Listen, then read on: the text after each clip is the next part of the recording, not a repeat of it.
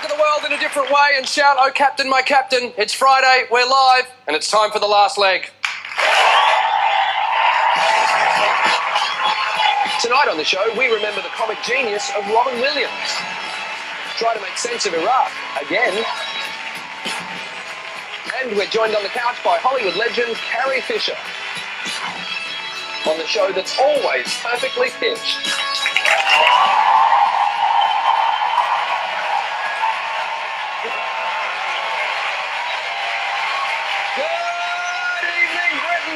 Adam Hills, welcome to the last leg, the show that does for the news what Mrs. Doubtfire did for petticoats and prosthetic boobs. Joining me on the couch as always are the pride of Dartmoor, Josh Widdicombe, and the man who genuinely had to Google how to make scrambled eggs during the week.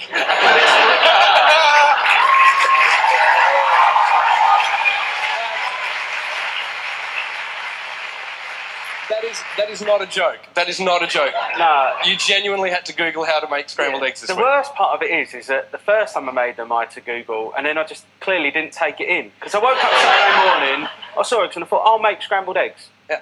And I just thought, I don't know what else goes in with it. And then I was thinking about... It's the only dish in the world in which the instructions are the name of the dish. You tempted to just pour it into a glass and have it like rocket. I just didn't know where I was going with it. So like, I Googled and it said that you can add cream, but we didn't have cream. So I used some of this like natural fromage frais stuff that we had in the fridge. And then and it was just... And there was no bread, so I put it on Rivita. And it was just all so grey. It was so grey. So then you needed a glass of water and you Googled how to do that. And before we do go on the show tonight, I do owe Alex an apology. He and I were at a wedding over the weekend. Yes, disability club, mate. You're not... Sorry. We just all meet up. I bet it's really dull when you two meet up without.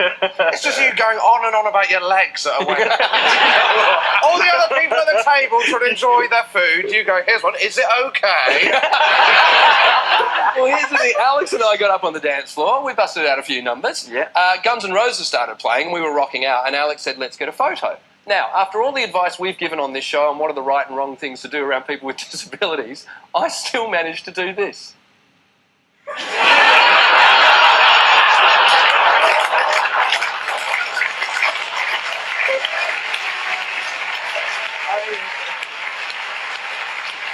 I mean, that's the true Adam Hills. I've literally just noticed. Is the guy over Alex's right shoulder getting off with a girl?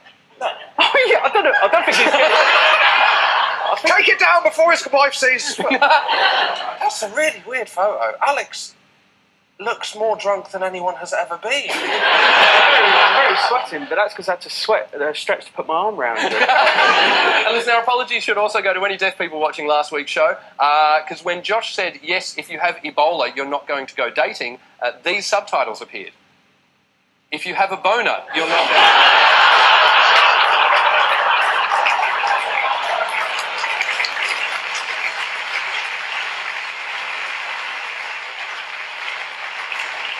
I mean, I stand by that as well. I love the idea that deaf people are going, I'm really enjoying this highbrow chat about Ebola. What the fuck is he talking about? Why has he brought that up? It would avoid all the uncertainty of dates. You know, women are like, oh, does he like me, doesn't he? Well, actually, I went on a date with this one guy, and he had an absolute stunk on from the start. Thank you to Katie Ash, by the way, for pointing that out to us. And listen, since we are live, we are able to answer your tricky questions every week, so tweet them to us at The Last Leg. Hashtag them, is it okay? For example, is it okay that a lot of people tweeted us this week about a pilot with one arm who managed to land the plane, you know it, after his prosthetic arm had fallen off? Yes. Is it okay that one person suggested it's a good thing he's a pilot and not a gynecologist?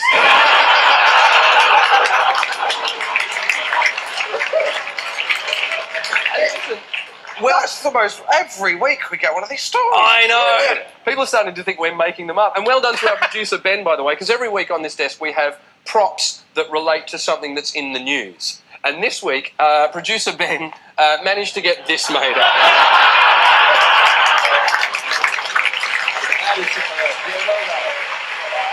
Well done, Ben. before you put it down, you Yeah. say it in the news, you've got eggs. I don't think Alex's scrambled egg anecdote made the news. Can you imagine at a swimming event at the Paralympics and someone going, I think this is an advantage?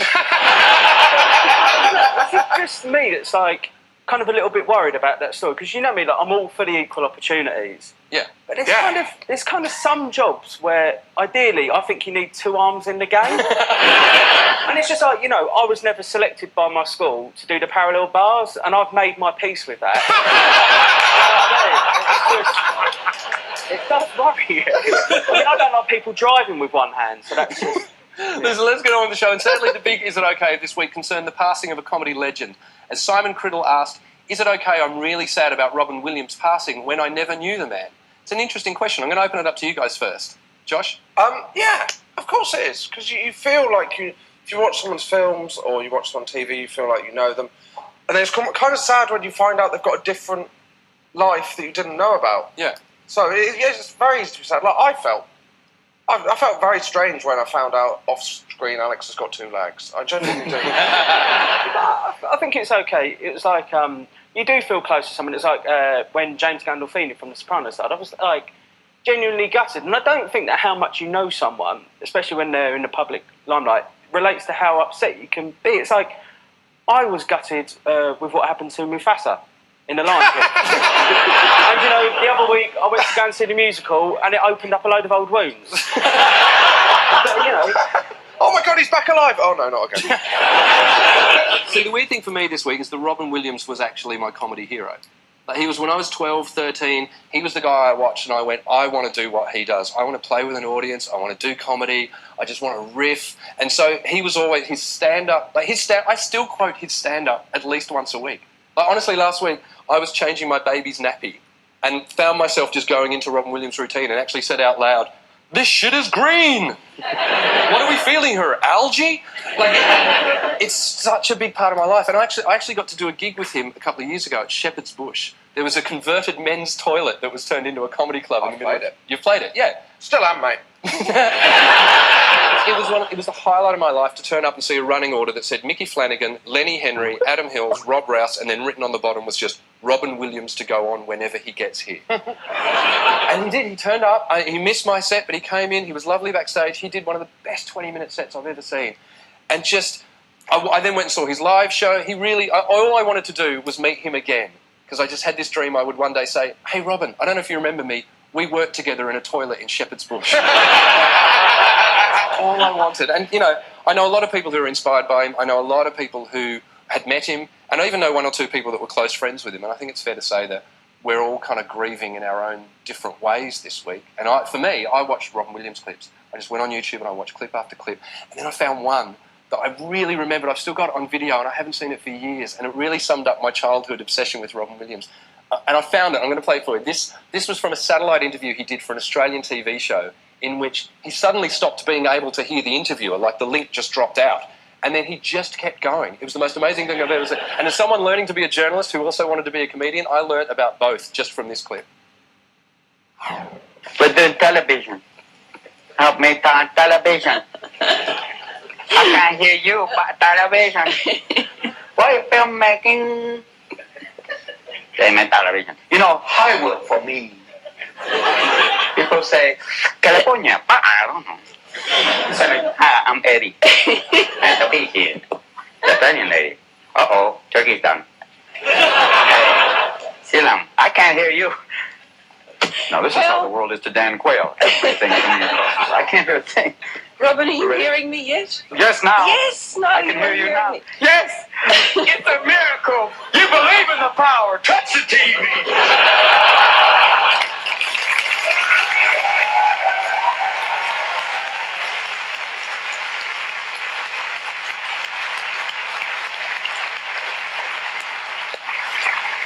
I'll be honest, I'm a little bit shattered this week. I'm taking it kind of hard because he was my comedy hero.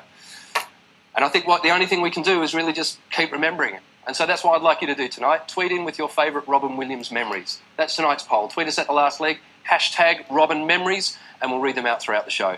Rob Prendy tweeted in to say, is it okay how the papers have treated the death of Robin Williams? Now, this is an interesting one because there are certain guidelines that have been suggested by the Samaritans for the coverage of a death such as this to avoid people in similar situations taking similar actions. Now, they include try not to give explicit details about the method of death and the materials used, and try to focus on the life achievements of the person.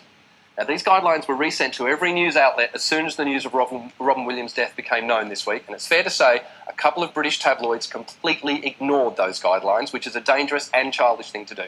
Now, we're not going to show you what they did because, frankly, when you combine the sun and the mirror, it's best to look away.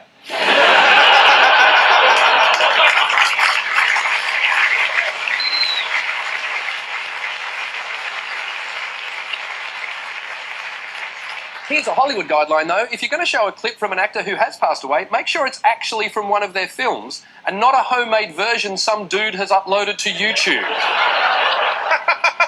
He's a very wonderful, caring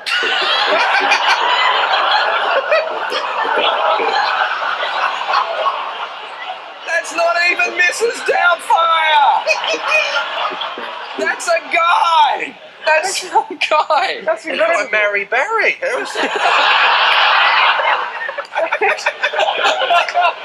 It's the Great British Dance-Off. You can't just put a lookalike. I'm worried that when Boris Johnson dies, they're just going to cut to a clip of me. When did Boris Johnson dance with Adam Hills? That's kind of worrying, isn't it? Because the film was from 20th Century Fox and that was Fox News. And you kind of get the idea that those two departments might not be getting on that well. You never guess what we've done to the news, lads. Do you know, it's entirely possible that was even like a porn version. I'm not... Do you know, because I know there are porn versions of Robin Williams films. He actually mentioned it on stage when I saw him. Goodwill Humping was one. And Snatch Adams, apparently, was another one.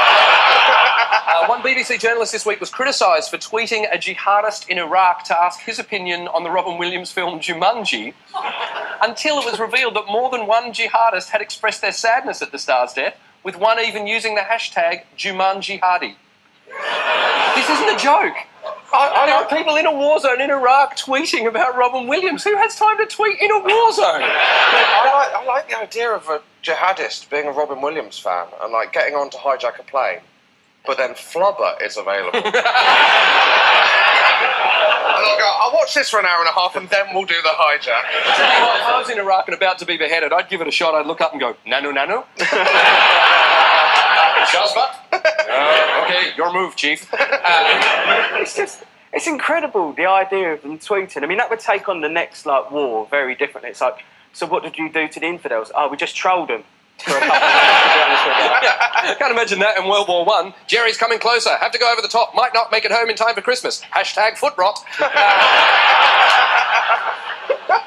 By the way, if you don't know what's going on in Iraq, here is a layman's summation. Basically, there's a group called who used to call themselves ISIS. They're now known as the Islamic State. They're trying to reclaim Iraq by either killing or converting everyone that doesn't share their beliefs. Paul Harris said, is it okay that whilst ISIS is persecuting Christians in Iraq, our only solution is to bomb them? Yeah, Paul, you've kind of got a point. I mean, we've been doing it for a while. It doesn't seem to be working. Call me crazy. Bombing people tends to make them a bit tense. Unless we're dropping bath bombs, we're not helping. It's this kind of this series. We've had 3 episodes. It's just sad stories. Like we've had Iraq, Robin Williams, the Commonwealth Games. It's been unbelievable. It's What a and everyone else went, didn't watch it. It is worrying with all that because I was reading about it and the US and France are giving arms to the Kurds so they can fight back against ISIS. But that's kind of similar to what we did with Saddam Hussein and then Osama bin Laden. Yeah. And that didn't quite work out, did it? So it's almost like you might as well just get your diaries out and go, so when we fix for the next war then? Can you do June 2016? We've got that golf tournament, but, you know, it's really... We should give them bombs with sandwiches in them, because at least when they bomb us back, we'll have something to eat. Finally, Dave asked, is it okay for a religion such as the Westboro Baptist Church to plan to picket the funeral of Robin Williams and the media will do nothing about it? Now, if you don't know about this, the Westboro Baptist Church is an American church who have become famous for their God hates fags slogans and picketing of high-profile funerals. This week, they called Robin Williams a fag lover and threatened to picket his funeral over his debauched and hedonistic ways. All right, I don't think this is okay, for a number of reasons. Firstly, regardless of your religious beliefs, you don't disrupt a funeral. A person died, his family are mourning, it's not about you, dickhead. But secondly, if you really believe in standing up to those threatening the Christian way of life, Westboro Baptist Church, how about putting your money where your mouth is, taking a direct flight to Iraq and picketing the people threatening to behead Christians if they don't convert? Surely that's more of a threat to Christianity than the guy who said, "Do you think God ever gets stoned? Look at a platypus. I think you think he might."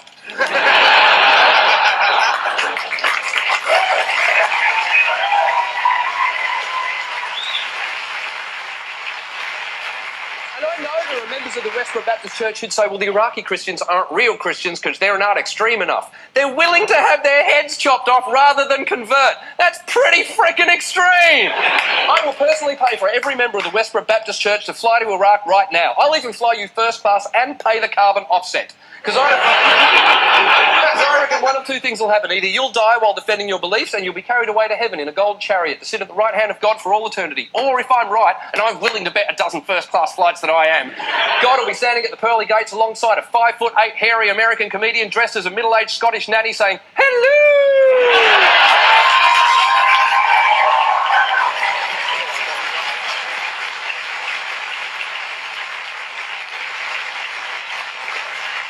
And just when you think there's a chance he might let you in, God will look back and go, "Hey, not only do I love fags, but I fucking hate dicks." And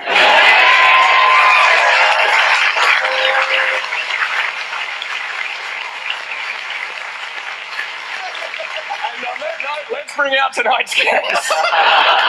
Who is currently running out of the studio, I'm afraid. She's an acclaimed actress and author who's appeared in such iconic films as The Blues Brothers, When Harry Met Sally, and Star Wars. Would you please welcome Carrie Fisher?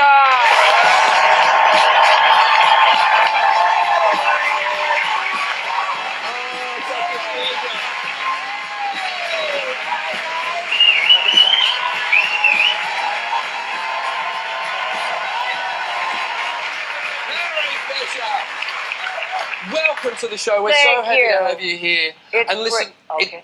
Okay. Sorry.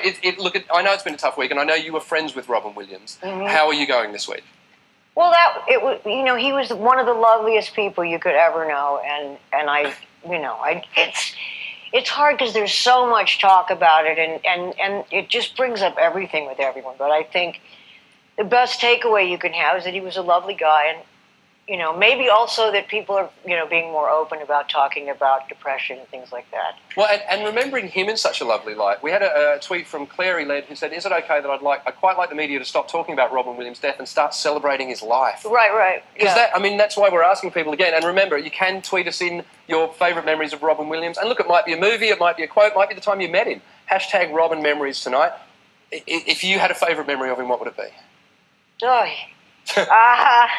He was just Robin and I had sort of the same energy, so it's like we rendered one another obsolete. We would just blow each other away. I mean, and it was sort of nice being with someone who is as frantic, but did it in a funnier way than I did.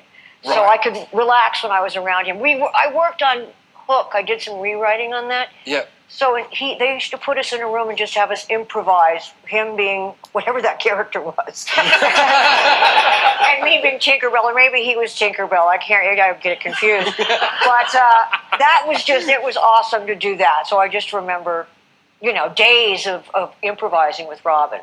And you're right about the issue of depression, because we had a lot of tweets about it this week, including one from Charlotte who said, "Is it okay to say mental health disabilities need discussing just as much as physical disabilities?" And I think, yes, Charlotte, especially in a week in which 1 in 10 people admitted they don't have a close friend, according to the relationship charity Relate. Do you know what? In a world in which we can invent phone apps that track down single people within a 100-metre radius, surely we can come up with one for people who are just happy to have a chat. You can call it like speed mating. No, that doesn't sound right at all. Kinda grinder. Disharmony. I thought I had 2 close friends, then they went to a wedding without me.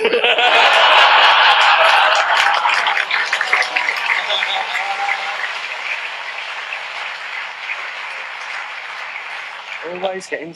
And look, sometimes it is hard as a bloke to meet other blokes, especially at a certain age when you think you've met all the blokes you're ever going to meet. Yeah, Where's this chat going? It's quite weird as you get older to if you meet a bloke that you like, you don't kind of go, "So when can I see you again?" Would you like to do this again sometime? What Maybe do just you me and do though? I don't know. I just hide. It's weird, isn't it? I had a weird one recently at my daughter's kindergarten because my daughter's 4 and I was picking her up, and as we left she said, I want to have a play date with Jemima, one of the other girls. So then I went up to this girl's mum, who I'd never met, and said, my daughter wants to have a play date with your daughter. Should we swap phone numbers or something? And then I thought there should be an app as a parent. When you're out with... This is like a great pickup line.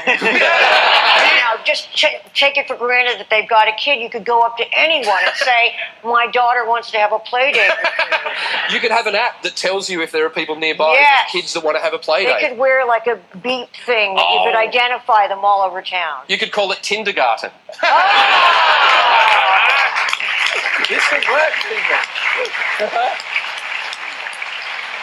And look, we will cover more of the week stories after the break, but before we go, we have to address the biggest news of the week. Alex can't make scrambled eggs. I don't know if you know, we were talking about this before. Alex... Yeah, and it's not a physical thing, it's just...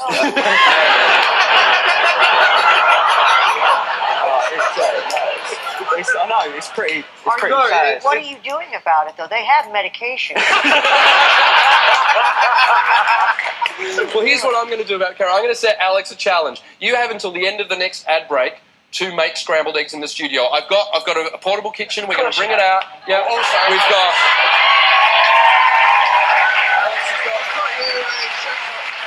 Now then, I can give you this. What's this? This is a apron I got you, which is... I am not turning around in front of Carrie wearing that. I just wanted to add something that has nothing to do with anything. That's a Princess Leia apron that you've got there, Alex. This is a pleasant moment, Carrie, but I don't think you're going to like it when I turn around. All right, I am. Oh, wait! Oh, that's sad. There. Oh, thank you. At least I can involve myself in that metal bikini again without wearing it. We'll be back with more of the last leg of Carrie Fisher and either some eggs or a health and safety nightmare. We'll see you soon.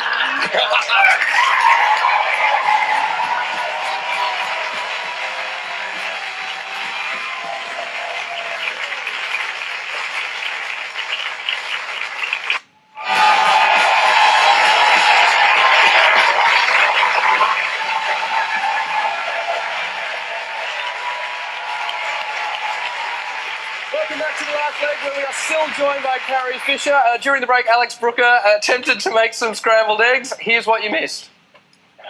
Don't you lot show this bit on the telly. I'm meant to have 24-hour care.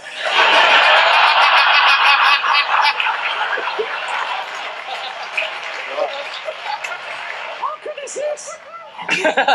Alex has been... This is genuine. Alex has actually made scrambled eggs during the Of course break. it's genuine. We're not going to go... We'll have to use trick eggs. Carrie, would you like Blue to... screen egg. I'm going to garnish it. There you go. There's a little fork here. Okay. What a I mean, show I'll it's be been. honest with you, when I was a kid and I first saw stars, I never imagined doing this.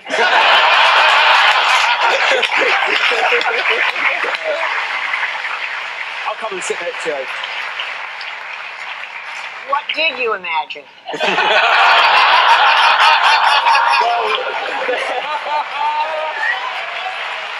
I mean, there may have been a breakfast involved somewhere. Eggs? What do you Okay. think of them? I've just got They're to do them very, again, sorry. very good. Are they really? Oh, thank you. For a bloke. Oh. They're bloody good. There you go, Josh. I better take this off, hadn't I? And by the way, you know earlier on when we talked about the subtitle that came up where it said, if you have Ebola, the subtitle came up last week, if you have a boner. Apparently this week, as we were speaking, it came up, if you have a bono. What? There you go. If you have a bono. Let's just say Ebola every week and see what starts coming up. Bono, Ebola, they're both done. I'm worried when we start talking about the election. No one heard that, thank God. Let's move on. Now, Carrie, of course, you're here in London to film the latest instalments in the Star Wars movies. I heard that. Okay. By the way, the same jihadist in Iraq who tweeted about Jumanji, when we looked at his Twitter profile, said he's a fan of Star Wars as well. Is he a film critic in his spare time? Isn't everyone? There was a time, however, when not everyone in the world was aware of the Star Wars films, as evidenced by this discussion that took place many years ago of Darth Vader. Are you still the slightly avaricious character that you were initially in Star Wars, or are you now totally committed to exterminating or eliminating Darth Vader? That bloody Darth Vader. He didn't correct him. He just let it go. Oh, yes, Darth Vader. Yes, yes, I'm waiting for the short little one to come out. You know, Yadar. And it's funny, we've been talking about it during the week. In many ways, Star Wars was actually quite disability friendly. Because Luke Skywalker had his hand chopped off. Yoda was short-statured. Chewbacca had a speech impediment. Darth Vader was one of our lot. Yeah. He had asthma, didn't he? Albeit a bit more of a prick about it, wasn't Yeah. he? Didn't quite take to acquiring a disability as well as some have. Well, and I had to have my chest taped down because there's no underwear in space. Yeah, so that I wouldn't. This is a scoop? Now everyone knows it. Look, you know that, right? A lot of them helped me with the tape. Back to the news now. Amy asked us this week, is it okay that all the information about Ferguson is only coming through social media and not through news outlets? Now, if you don't know, this is about an event that took place in a town called Ferguson this week in America after an unarmed black teenager was shot by local police. Residents of the town staged peaceful protests, which were quelled with rubber bullets and tear gas, and 2 journalists were arrested for reporting on it all. Meanwhile, Barack Obama made a statement about both Ferguson and Iraq and then was on a golf course 7 minutes later. Why does that sound familiar? I call upon all nations to do everything they can to stop these terrorist killers. Thank you. Now watch this drive. Yeah, forget the Cold War and nuclear tension. Maybe we should all start worrying whether the president puts on his golf shoes. What are your thoughts? Are you aware of what's going on in Ferguson this week? I'm just moving here. I'm trying to ignore that, distance myself. It's humiliating. Is this a scoop? Are you moving to Britain? Ask my mother, though. She's upset. So just for part of the time. Sorry, just... Part of the time, my mom, Right. I live next door to my mother, so she doesn't want to... I cook pretty well. He doesn't want me to You move. can come over here and Alex can go I'll over there. send and cook for him. your mum. Okay. You can, just during that story while you were describing it, you can tell Carrie's feeling at home on the last leg because she went to me, you should do an unarmed gag.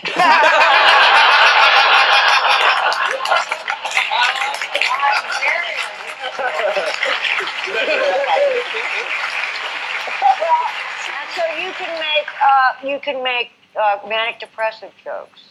Later on, though. Yeah, I'm maybe not one It's on my really neck. funny. I quite like my job at the moment. No, there's not a lot of depressed people in the executive branch. Are you two flirting?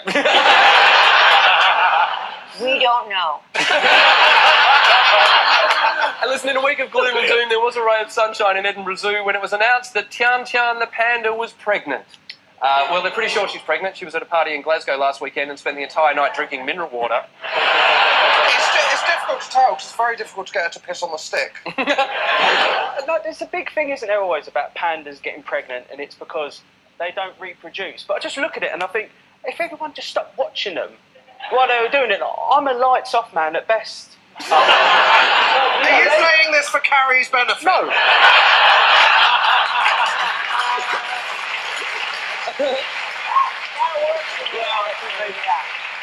Maybe a little, but it's a lot of pressure on them, isn't it? Yeah, maybe, I don't know how they're going to, I mean... Well, how did they get to here if they don't actually have sex? How?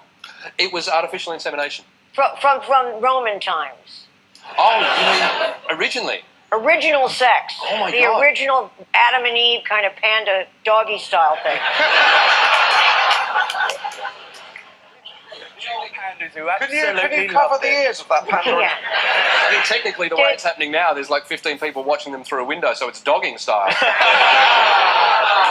But, the snake, the apple, there's something you got to look into here for me. I mean, can someone Google this panda sex thing? I have Googled panda sex before, and it got me into a lot of trouble. Look, while we're on the topic of animals, Ian McLaren tweeted to ask, is it okay to make cat scratching posts and litter trays with the faces of dictators, for example, Vladimir Putin? We looked into it. Turns out there are cat scratching posts and litter trays with the faces of dictators, for example, Vladimir Putin. The problem there is, when your cat goes out, you've just got like a statue of Vladimir Putin. Now, Carrie, you don't have a cat, but you do have a dog, Gary. Yes, I haven't seen him in a little bit, but I yes. Gary Fisher. Yes. He's actually in your dressing room tonight, and whilst out here, we left him with one of the Putin scratching posts. Let's see how he took to it.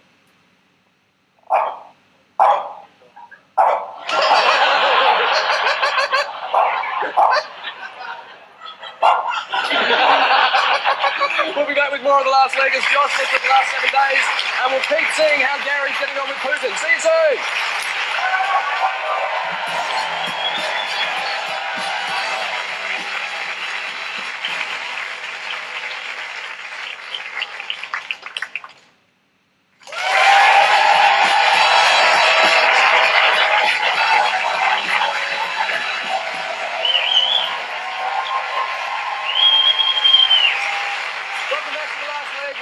Still joined by Carrie Fisher. Before the break, we left Carrie's dog Gary with a Vladimir Putin scratching post. Let's see how he's getting on.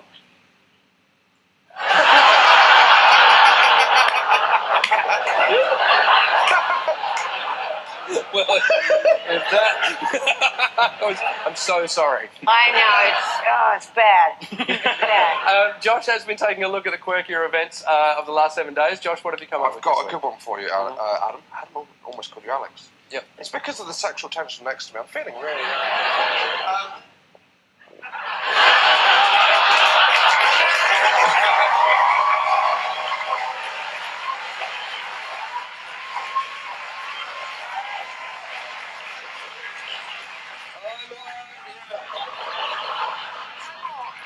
All that talk earlier of mistakenly saying a boner. We're not going to have a problem with that. I'm assuming the subtitles just got it right.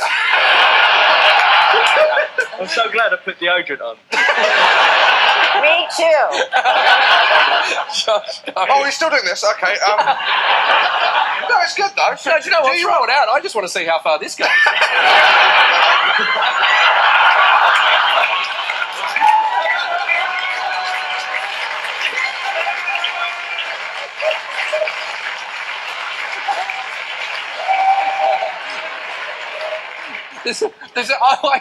I'm really sorry, I know this is supposed to be a romantic moment, but all I can see is the picture of you with Jabba the Hutt.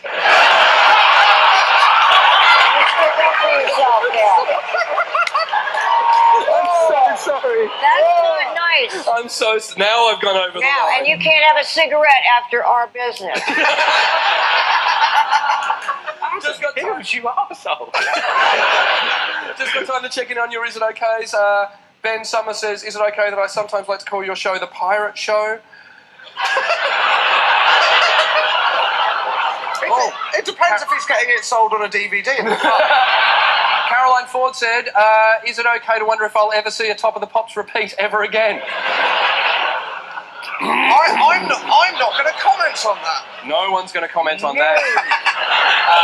Someone by the name of What Fish, is it okay that I think Kelly Maloney is a bit foxy? You should get her on the show. She's a massive inspiration. That's former boxing promoter Frank Maloney, who announced this week he was living life as a woman and had changed his name to Kelly. Are you across this story, Carrie? Yes, and I wonder, does he give himself his own name, or do the hurricane naming people give him that?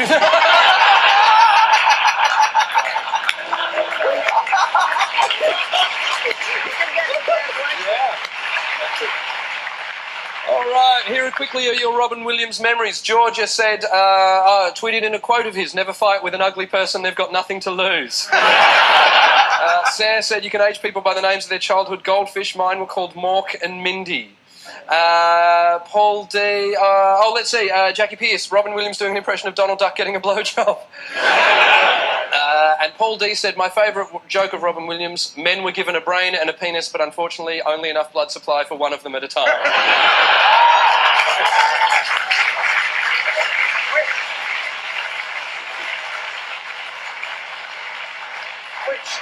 joke that's applying to Alex at this exact moment. That's pretty much all we've got for you tonight. Would you please thank our guest, Carrie Fisher?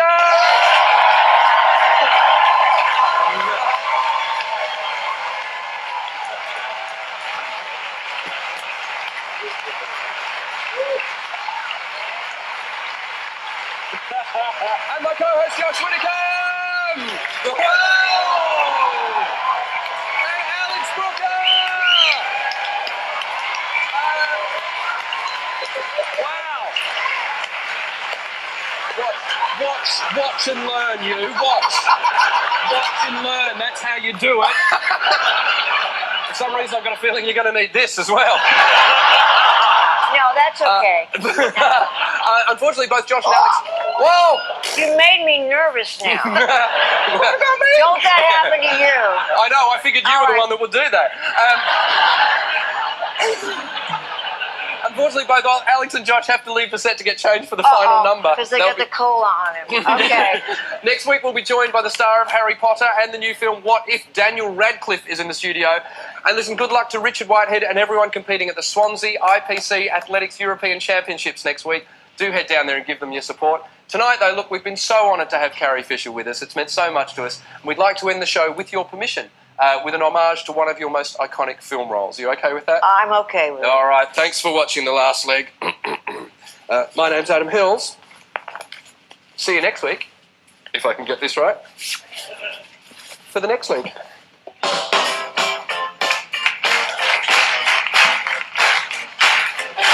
We're so glad to have so many of you lovely people here tonight. And please remember, people, that no matter who you are, or what you do to live, thrive, and survive, there are still some things that make us all the same. You, me, them, everybody, everybody, everybody needs somebody. Everybody needs somebody to love. Someone to love. Sweet up the miss, sugar to kiss, I need you, I need you. Whoa, what are you doing? I thought we were doing Chewbacca. No, we're doing Blues Brothers. Oh, shit. Look at the size of these hands. Oh, you've ruined it 2 weeks in a row. I need you.